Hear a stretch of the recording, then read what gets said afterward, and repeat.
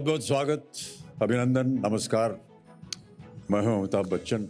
देवियों सज्जनों, क्या आप जानते हैं कि भारत में युद्ध और आतंकवाद से भी ज्यादा जानें सड़क हादसों में जाती हैं।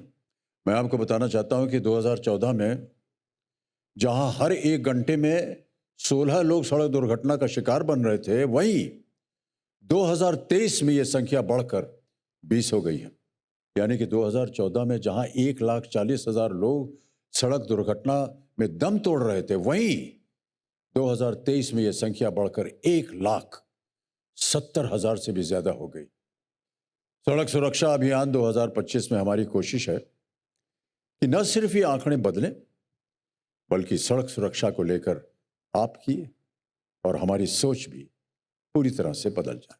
सफर थोड़ा मुश्किल है, इसीलिए हमने इसे 4 हिस्सों में बांटा हुआ है। आप इन्हें सड़क सुरक्षा के 4 स्तंभ कह सकते हैं। 4 स्तंभ। तो पहला स्तंभ है परवाह, और जब हम परवाह करेंगे तो हम दूसरे स्तंभ तक पहुंचेंगे, जो कि है पहल। हमें खुद से यह वादा करना होगा कि हम सुरक्षित गाड़ी चलाएंगे, ट्रैफिक नियमों का पालन करेंगे, लेन डिसिप्लिन बनाए रखेंगे और बिना किसी डिस्ट्रैक्शन के गाड़ी चलाएंगे। जब हम ये सारे काम करने लगेंगे तो हम पहुंचेंगे अपनी इस यात्रा के तीसरे पड़ाव पर, जो है प्रयास। हम सभी को मिलकर यह सुनिश्चित करना होगा कि हमारी सड़कें सुरक्षित रहें और हमारा हर कदम बदलाव की ओर अग्रसर हो। जब हम ऐसा करेंगे तो एक साथ मिलकर हम पहुंचेंगे सड़क सुरक्षा अभियान के चौथे स्तंभ तक, जो है परिवर्तन। हमारी पहल, साथ मिलकर किए गए हमारे प्रयास और एक दूसरे के लिए परवाह जो परिणाम दिखाएंगे, वो परिवर्तन ही सड़क सुरक्षा का हमारा चौथा स्तंभ है। देखिए, सड़क सुरक्षा अभियान 2025 ये सिर्फ एक पहल नहीं है, ये हमारे बच्चों, परिवारों और आने वाली पीढ़ियों के पुनर्जागरण का वो प्रयास है जिसमें हर भारतीय को भाग लेना आवश्यक हो जाता है। तो आइए इस सफर को हम सब मिलकर के तय करें और एक सुरक्षित और खुशहाल भारत की दिशा में कदम बढ़ाएं। परवाह करेंगे, सुरक्षित रहेंगे। अमित जी, सबसे पहले तो जब आप किसी अभियान के साथ जुड़ते हैं, एक मुहिम के साथ जुड़ते हैं, तो उसमें अपना वजन आ जाता है। लोग देखते हैं कि अमिताभ बच्चन जी अगर कह रहे हैं तो बात सीरियस है। ये तीसरा वर्ष है सड़क सुरक्षा अभियान का। तो पहले 2 वर्षों में जब आप हमारे साथ जुड़े और जिस तरह से आप प्रोग्रेशन देख रहे हैं, उस पर आपके विचार जानना चाहूँगा। देखिए, एक तो रिसर्च बता रहा है कि आंकड़े जो हैं वो कई एक जगह बढ़ गए हैं, उनको हमें कम करना है। और यहाँ बैठ करके केवल एक अभियान के बारे में बात करना ही नहीं है। मैं ऐसा समझता हूँ कि प्रत्येक भारतवासी जो हमारे इस कार्यक्रम को देख रहे हैं, उन सबको स्वयं जा करके उसका पालन करना होगा। कहीं ना कहीं मुझे ऐसा लगता है कि जितने भी हमारे देशवासी हैं, जब भी सड़क पर जाएं और कहीं देखें कि गलत काम हो रहा है, रुक करके प्यार से उनको समझा दें और फिर आगे बढ़ें। बात परवाह की कर रहे हैं तो राइट नाउ इस कॉन्वर्जेशन को आगे बढ़ाते हैं Amit ji with someone who is at the heart and soul of this सड़क सुरक्षा अभियान. Ladies and gentlemen, let us please welcome thinker, neta, doer, a man of wisdom and affirmative action, Union Minister, Ministry of Road Transport and Highways, Honorable Shri Nitin Gadkari ji. आइए sir.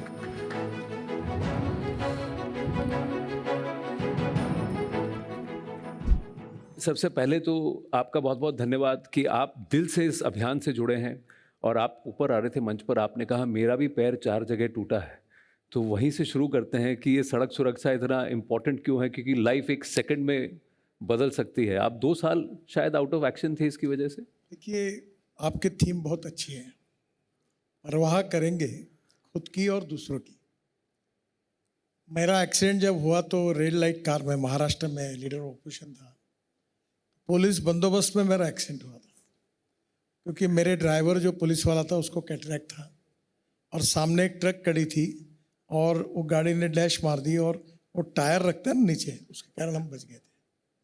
तो कहीं ना कहीं मुझे अब ये इस अनुभव के बाद एक ही बात जो अमिताभ जी कहते थे कि हम अपनी भी परवाह करेंगे और दूसरी की भी परवाह करेंगे। मालूम नहीं क्या है, पर अभी हम मृत्यु की संख्या वर्ल्ड में 13 लाख लोग मृत्यु होती है उनकी एक्सीडेंट में, और उसमें से हिंदुस्तान में 1 लाख अभी 80,000 तक पहुंचा है। जब आप ये आंकड़े गिना रहे थे अमित जी, तो आपको नहीं लगा कि ये ऐसा क्यों हो रहा है? हम लोग जब गाड़ी चलाते हैं या कोई भी वाहन चलाते हैं तो हम सिर्फ अपना ही सोच रहे होते हैं, लेकिन अगर हम दूसरे की भी सोचेंगे, मैं हमेशा ये सोचता हूँ और अपने जो साथ में हमारे बच्चे जो हैं गाड़ी वाड़ी चलाते हैं उनको कहता है अपने बारे में ही मत सोचो, अरे देखो वो तो इधर से आ गया जो सडनली। मैंने कहा उसका भी आपको पहले से एक दिमाग में रखना चाहिए, यार हो सकता है यहाँ से कोई गलत रास्ते पे आ जाए, हो सकता है ये गलत गाड़ी चला रहा हो, ठीक है उसको बताना है, लेकिन अगर आपके मन में ये धारणा रहेगी ना कि ये झाड़ी कूद करके कोई भी आ जाएगा उधर से, थोड़े से चौकन्ने रहेंगे आप, तो आपको थोड़ा सा अपनी भी नहीं उसकी भी परवाह हो। ये थोड़ा कठिन काम है, मैं ऐसा मानता हूँ, और धीरे धीरे इसकी शिक्षा जो है ना वो बच्चों को जब वो स्कूल में होते हैं तब से सिखानी पड़ेगी। परवाह को सोशोलॉजिकली अगर आप देखें सोसाइटी में कैसे उजागर किया जाए? बच्चों के साथ तो हम करेंगे, लेकिन ये बच्चे तो 5, 6, 7, 8 साल बाद करेंगे, अभी कैसे करेंगे? देखिए, हमारे जीवन में कभी कभी एक्सीडेंट हो जाता है तो 1 सेकंड में वो व्यक्ति, पूरा परिवार बर्बाद हो जाता है, घर का एक आधा लड़का चला जाता है, या हमारे कारण होता है तो वो दूसरा परिवार बर्बाद होता है। देखिए, जीवन अनमोल है जी। और जन्म जो होता है वो तो निश्चित रूप से जन्म मृत्यु हमारे हाथ में नहीं है, पर ये जन्म जो मिला हुआ है इसमें कम से कम हमारी जिंदगी हम ऐसे एक्सीडेंट में समाप्त करें, इसके बजाय हम जिम्मेदारी के साथ चले, अपना भी जीवन सुरक्षित करें और दूसरों का भी करें। ये एक थॉट है, विचार है। We need to educate the pedestrian also. We need It's to a 50-50 educate the common man also. Look what a driver has to go through. और जरा से भी गलती हो जाती है गाड़ी वाले से, सबसे पहले उसी को तोड़ फोड़ शुरू कर देंगे, आग लगा देंगे, तोड़ देंगे, फोड़ देंगे, इसको मारेंगे ड्राइवर को, इसको गाड़ी चलाना नहीं आता। बिकॉज आपने कभी देखा नहीं है कि गाड़ी चलाने में कितना कष्ट उठाना पड़ता है अगर आप नियम का पालन नहीं कर रहे। तो जो पैदल चल रहा है वो वाहन चालक की परवाह करे, और जो वाहन चालक है वो पैदल चलने वालों की परवाह करे, तो एक दूसरे की परवाह करें। नाउ बात यंगस्टर्स की भी हो रही है, so let's get someone to join this conversation who represents the young India that we are talking about. Joining us this सड़क सुरक्षा Abhiyan, the young and talented Navya Naveli Nanda. आपको क्या लगता है कितना ये कैंपेन कितना महत्वपूर्ण होगा और यंगस्टर्स कैसे इसमें लीड ले सकते हैं? सिर्फ गाड़ी चलाते समय नहीं, लेकिन चलते समय भी हम देखते हैं कि बहुत बार हमारी पीढ़ी के बारे में ऐसा बोला जाता है कि हम मोबाइल फ़ोन्स में बहुत समय बिताते हैं घर पर, लेकिन मैं ये भी देखती हूँ कि सड़कों पे भी हम बहुत मोबाइल फ़ोन्स में खो जाते हैं। क्रॉस करते समय हम लोग सोशल मीडिया पर या अपने दोस्तों से बात करते समय देख नहीं पाते कि आगे से गाड़ी आ रही है या कौन कहाँ चल रहा है, लाइक कि हम सही जगह से सड़क को पार कर रहे हैं कि नहीं। उसमें बहुत सारे हादसे होते हैं, मैंने खुद ये देखा है, मैंने खुद किया भी है ऐसे बहुत बार सड़कों पे चलते समय मोबाइल फ़ोन को यूज़ किया है। इसको थोड़ा हमें माइंडफुल रहना चाहिए इस चीज़ के बारे में कि जब हम सिर्फ गाड़ी चला नहीं रहे, लेकिन हम चलते समय भी हमारे ऊपर एक जिम्मेदारी होती है, जैसे कि अभी आपने बोला कि पेडेस्ट्रियन पे भी वो जिम्मेदारी उठती है कि आप सड़क को सुरक्षित रख रहे हैं कि नहीं। हमें सिर्फ नियमों का पालन तो बिल्कुल करना चाहिए, लेकिन उससे आगे बढ़कर हमें स्कूल्स में अगर वो बिहेवियर के बारे में समझाए कि हमारे बिहेवियर चेंज की वजह से एक परिवार बच सकता है, एक इंसान बच सकता है, मुझे लगता है उससे हम ज़्यादा बदलाव ला सकते हैं।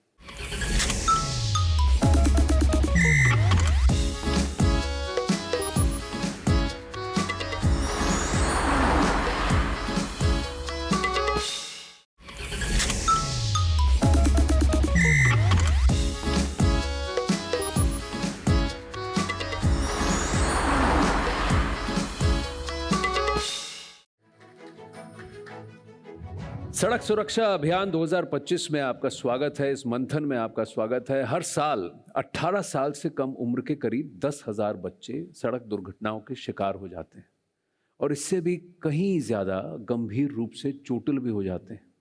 ये वो मासूम हैं जिनको बचाया जा सकता था, बिल्कुल उनको बचाया जा सकता है। How can we secure our roads and ensure children were the future of Bharat? तो पंकज जी, जो बच्चे हैं वो अलग तरह से इम्पैक्ट होते हैं, क्योंकि हम लोग जो एडल्ट्स होते हैं उनकी फिजियोलॉजिकली भी वो ज़्यादा झेल सकते हैं, लेकिन बच्चे बड़े एक तो मासूम भी होते हैं और उनका बॉडी भी झेल नहीं पाता। और एक और जो सोशल ट्रेंड हमने देखा है, कुछ हज़ार का ही खर्चा है लेकिन बेशकीमती जानें उससे बच सकती हैं।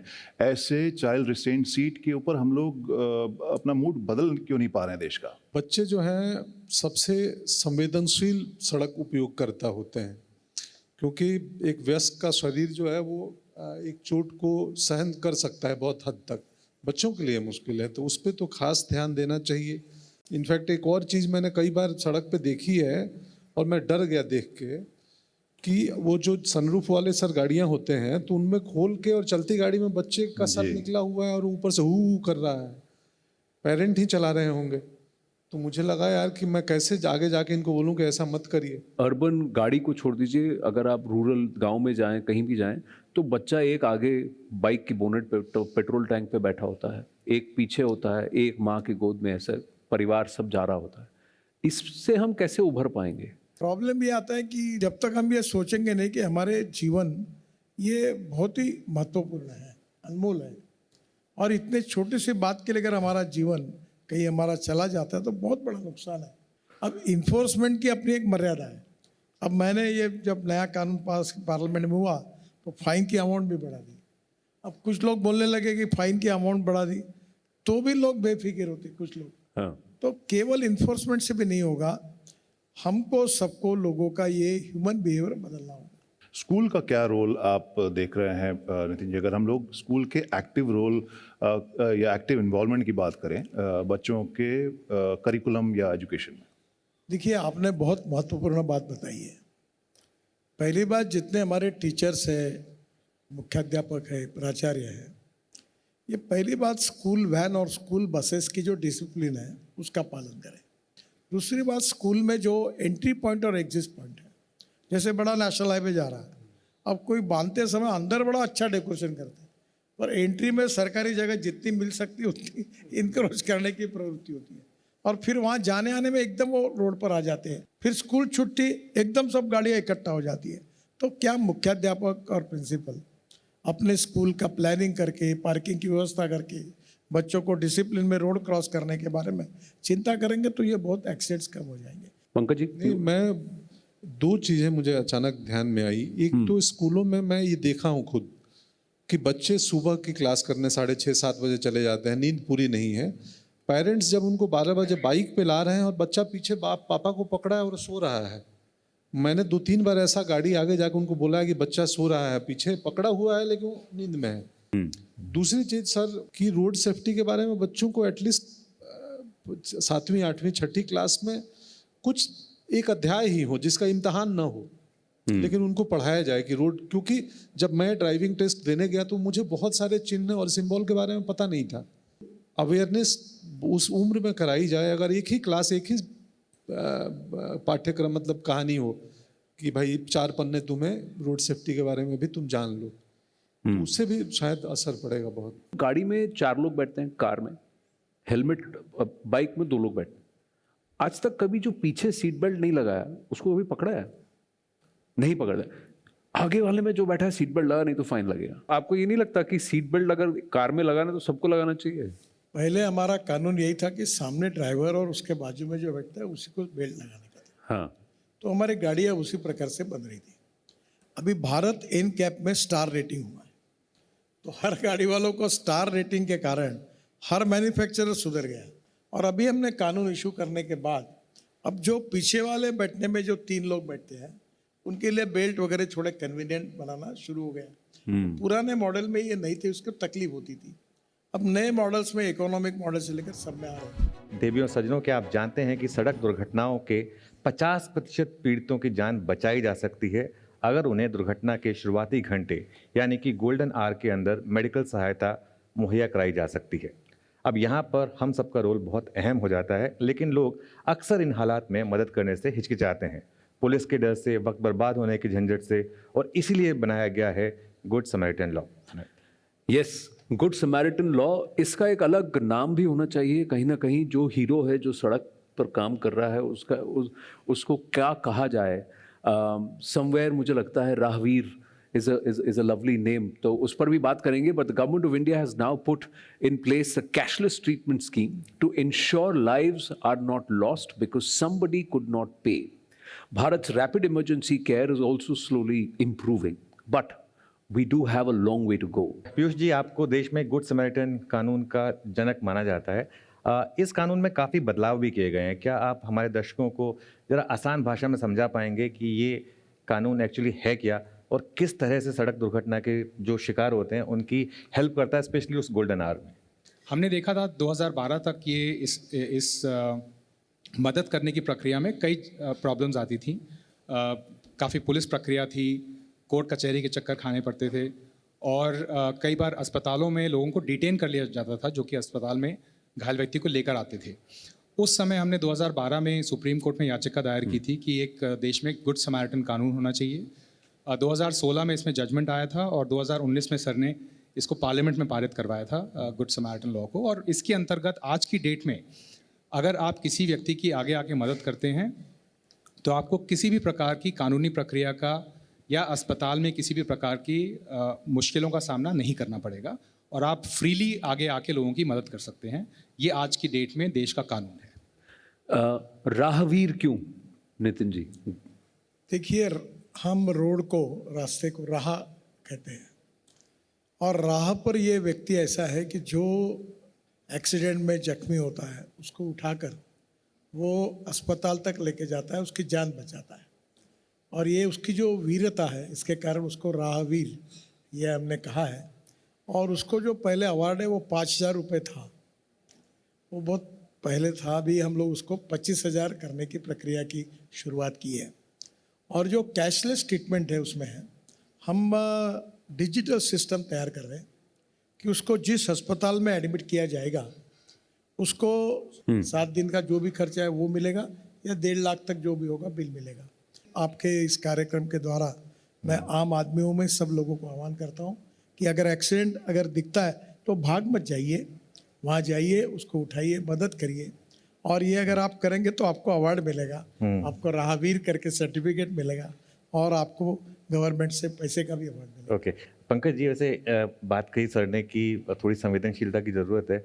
आजकल मामला थोड़ा उल्टा हो गया, लोग भागने के बजाय रील बनाने में लग जाते हैं. हम लोग मोबाइल नाम का जो यंत्र आया है वो हम सबके जीवन में एक उत्पात लेके आया है. तो किसी को भी लगता है कोई महत्वपूर्ण घटना, भले दुखद घटना है कि एक्सीडेंट में, उसको लगता है इसको दर्ज कर लें, क्या पता इसका रील वायरल हो जाएगा. तो ये राहवीर वाली योजना मुझे भी मालूम नहीं थी, पहले पता था, लेकिन 25,000 अगर राशि हो जाएगी और ये ज़्यादा लोगों तक पता चलेगा तो मुझे लगता है मदद करने में ज़्यादा लोग उस संवेदनशीलता की वजह से आए ना आए, वो आर्थिक लाभ की वजह से तो ज़रूर आ जाएंगे. बट अगेन जब ऐसी बातें होंगी, लोगों तक संवाद पहुंचेगा तो संवेदनशीलता बढ़ेगी कि भाई पहले ज़रूरी है उस व्यक्ति की मदद करना, ना कि इस इंसिडेंट को कैप्चर करना कि देखो कितना बड़ा हादसा हो गया. जी, आज जब ये राहवीर वाली बात होती है, आपको लग रहा है कि ग्राउंड पर देयर इज सम चेंज? आप अपने इर्द गिर्द कि लोग रुक जाते हैं, मदद करने के लिए दौड़ जाते हैं, हेल्प करते हैं? पहले बहुत डर लगता था, जैसे कि अभी कह रहे थे आप कि जाएंगे तो यार पता नहीं क्या होगा. और अब अगर इस तरह के कानून बन गए और इस तरह की सुविधाएं मिल रही हैं तो और भी लोग आगे बढ़ेंगे. एक इसमें थोड़ी सी और मैं कहना चाहूँगा कि ये सब तो ठीक है, आपने जा कर के मदद कर दी उसकी और ले गए और कानूनी कार्रवाई नहीं होगी. कई बार ऐसा होता है मान्यवर कि जो लोग घायल को मदद करने जाते हैं, कई बार उसकी हालत जो है और भी ख़राब हो जाती है क्योंकि उन्होंने उसको ठीक से उठाया ना हो या उसका इमीडिएट कोई प्रावधान ना हो कि उनको ठीक कर सकें. कई बार ऐसा देखा गया है कि कई ऐसे विदेशों में जब कोई एक्सीडेंट होता है तो जो भी जाता है देखभाल करने के लिए वो एक नंबर पे फ़ोन करता है जो एक ऐसे अवसरों के लिए एक डॉक्टर होता है. वो डॉक्टर से पूछते हैं इसका क्या टूटा है, क्या नब्ज़ चल रही है, कहाँ से खून बह रहा है, क्या कर रहा है. उसी समय अगर फर्स्ट एड की सुविधा प्राप्त हो जाए उसको वहाँ, उसके बाद उसको ले जाया जाए अस्पताल, तो काफ़ी देर तक उसका जो आकार है वो किस परिस्थिति में और किस अवस्था में है उसको पहले ऐसा अगर कोई एक नंबर हो या एक अस्पतालों में एक कोई डॉक्टर हो who is वो अगर ऐसी इमरजेंसी हो तो वो बता सके वहाँ पर। डॉक्टर उनियाल से पूछते हैं Anand, because obviously he is the expert, कि गोल्डन आवर इतना क्रिटिकल होता क्यों है? 50% डेथ्स जो ट्रॉमा में होती पहले 1 घंटे में होती और नेक्स्ट 30% अगले 3 घंटों में। गोल्डन आवर में जो इनिशियल डेथ्स होती हैं बेसिकली 2 कॉजेस से होती है। एक तो इम्पैक्टेड ऑर्गन डैमेज, जिस भी ऑर्गन में इंजरी हुई है उसकी फंक्शनैलिटी डिक्रीज कर जाएगी। दूसरा जनरलाइज फिजियोलॉजी, शरीर की पूरी फिजियोलॉजी बैठ जाती है जब कहीं भी हेमरेज होता है। हर ऑर्गन का अपना डिफरेंट थ्रेशोल्ड है। ब्रेन 3 मिनट से ज़्यादा ब्लड डेफिशिएंसी नहीं झेल पाता, हार्ट 10 मिनट से ज़्यादा नहीं झेल पाता, इंटेस्टाइन्स 30 मिनट से ज़्यादा नहीं झेल पाती। तो आप सोचिए जब ये ऑर्गन्स इतने टाइम सेंसिटिव हैं, तो अगर वक्त पे मरीज को अस्पताल नहीं पहुंचाया, उस गोल्डन आवर में मरीज को अस्पताल नहीं पहुंचाया, तो उस मरीज के बचने की संभावनाएं बहुत कम हो जाती है। थोड़ा ये बताइए कि अगर आप एक एक्सीडेंट साइट पे मौजूद हैं तो based on the first 5-6 things जो मुझे देखना चाहिए कि मैं इस व्यक्ति को जिसको कि एक्सीडेंट हुआ है उसको मैं छूऊं कि नहीं छूऊं, एक उठाऊं कि नहीं उठाऊं, हिलाऊं कि नहीं हिलाऊं, ये क्या कर सकते हैं? फॉर्चुनेटली ये ज्ञान बहुत ही सिंपल है जी, इसको हम प्राइमरी सर्वे बोलते हैं मेडिकल भाषा में, और A, B, C, D और E के माध्यम से समझाते हैं। जी, A इज एयरवे। सबसे पहले आपको उसका एयरवे क्लियर करना है, जो भी मुंह में है साफ कर दें, जो भी ऑब्स्ट्रक्टेड चीज है, अगर आप सड़क पे हैं आपके पास कुछ नहीं है तो उसको आप क्लीन कर दीजिए। ये करते वक्त ध्यान दें कि उसके गर्दन हिले ना। हाँ, सर बी मत पार्ट हिलाइए। होता है ब्रीदिंग पार्ट का। हाँ। चेस्ट में उसके इंजरीज हैं, आपको देखना है चेस्ट सांस ले पा रहा है नहीं ले पा रहा है, कोई क्लोथ्स हैं जो रिस्ट्रिक्ट कर रहे हैं मोशन, वो हटा देना है। सर्कुलेशन का पार्ट जो होता है सी पार्ट, मतलब ब्लीडिंग। सबसे अच्छा तरीका है ब्लीडिंग रोकने का डायरेक्ट प्रेशर। पहले हम लोग टूर्नी के बांध देते थे, वो सब चीजें बेकार हैं। डायरेक्ट प्रेशर, जहां पे भी ब्लीडिंग हो, एक स्टॉप द ब्लीड प्रोग्राम हम लोग सिखाते हैं बच्चों को, वहां पे आप अपनी एल्बोज लॉक करके उस जगह को दबा दें, अपने शरीर का वेट उस पर डाल दें। तीसरी चीज आती है डिसेबिलिटी, जिसमें देखते हैं कि मरीज का कॉन्शियस लेवल कम है कि नहीं है, उसकी पुतलियां बराबर है कि नहीं है। और आखिरी चीज जो हमें करनी चाहिए वो है एनवायरमेंटल कंट्रोल या एक्सपोजर, बचाना। उस मरीज को गर्म रखना है। कैसे रखना है? जो भी आपके पास संसाधन है उस समय, अगर जी। आपके पास कंबल हो, आपके पास जो भी हो, जो भी संसाधन आपके पास है, आपको उसको शरीर को बिल्कुल। गर्म रखना है जब तक अस्पताल में। बिल्कुल, चलिए थोड़ा और आगे बढ़ते हैं। अच्छा नितिन जी, अभी केंद्र सरकार ने एक कैशलेस ट्रीटमेंट की स्कीम निकाली है, थोड़ा उसके बारे में जरा एक्सप्लेन करिए। हॉस्पिटल में जाने के बाद वो तुरंत डॉक्टर उसको लेकर उसका नाम और ये सब करके जानकारी करके, एक हमारी वेबसाइट है उसके आधार पर उसकी एंट्री होती है। केवल ज़रूरी होता है कि पुलिस का एक FIR दर्ज होना उसमें एक्सीडेंट के बारे में। वो रिकॉर्ड जैसे मिलता है उस साइट को, वैसे वो उस डॉक्टर को हम लोग ये तुरंत अधिकार देते हैं, एथोराइज करते हैं कि वो 7 दिन तक का खर्चा 1.5 लाख रुपए मैक्सिमम हम उसको देंगे, वो ट्रीटमेंट कर सकता है। 2-4 दिन में जब ये सिस्टम पूरी फॉर्मेलिटी पूरी होती है, उसके बैंक अकाउंट में हमारे पैसे जमा होते हैं। जल्दी निकलो, साहब 5 बजे फ्री हो जाएंगे आप? जी मैम। और सुनो, थोड़ा तेज चलाना, तभी ऑफिस टाइम से पहुंच पाओगे। देवी जी, इतने दिनों से सबको क्या सिखा रहे हैं हम? भैया जल्दी मत मचाओ, आराम से जाओ। जी बिल्कुल, जल्दी मत मचाओ, आराम से आओ जाओ। सड़क दुर्घटना में जान मत गवाओ, जीवन है अनमोल, सबको बताओ। समझे? आ जाओ।